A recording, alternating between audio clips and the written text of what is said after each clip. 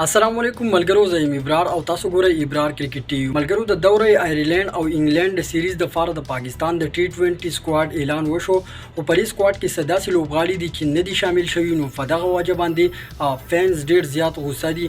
څنګه چې تاسو معلومه چې په دې سکواډ کې یو ځل بیا محمد حارث او محمد وسیم جونیئر نه دي شامل شوي.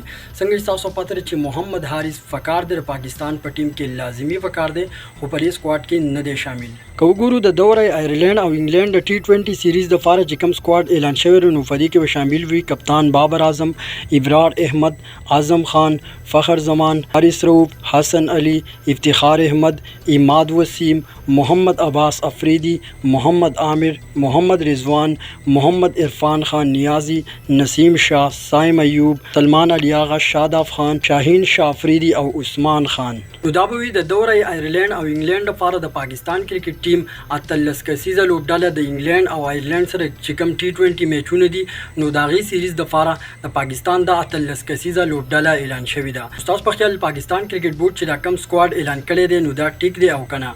زما په خیال په دې سکواډ کې لازم محمد حارث فکارو او دین علاوه محمد وسیم جونیئر کوم چې وزیرستان سره تعلق لري چې یو ډېر زبردست او بهترین فاست بولر دی، نو هغه هم په دې سکواډ کې زما په خیال د حسن علي په ځای باندې محمد وسیم وزیر ضروري پکارو. خو ملګرو اوس خبره کوو چې د ورلډ کپ دپاره به د پاکستان سکواډ کله اعلانیږي. څنګه چې تاسو پته چې افغانستان، انډیا داسې نورو لوبډالو چې کوم دی د ټي 20 ورلډ کپ دپاره خپل سکواډونه اعلان کړي دي، خو لا تر اوسه پورې پاکستان کرکټ ټیم د ټي 20 ورلډ کپ دپاره سکواډ اعلان نه کړو. دا کوم سکواډ چې اعلان کړو دا چې کوم دی صرف د دورې آیرلینډ او انګلند لپاره دی. خو زه به تاسو ته ووایم چې د ورلډ کپ دپاره به همدا سیم سکواډ همدا لوبغاړي په سکواډ کې شامل وي، خو صرف یو دوه درې تبدیلیانې پکې کېږي. که په دې سکواډ کې محمد حارث، محمد وسیم شامل شي نو دا سکواډ به چې کوم دی بیا ګزاره حال شي.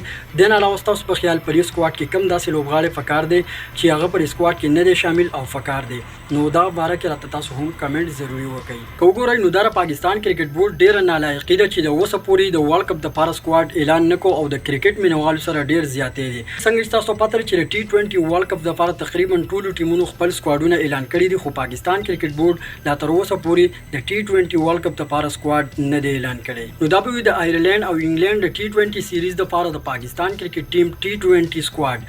ستاسو په خیال د ورلډ کپ په سکواډ کې کم لوبغاړي شاملول فکر دي، کم لوبغاړي د دې سکواډ نه بهر کول غواړي؟ تاسو راته هم کمنټ ضروري وکړئ. د داسې نورو کرکټ معلوماتو لپاره زموږ سره اوسئ. ملاویږو بلې ویډیو کې. د الله په امان.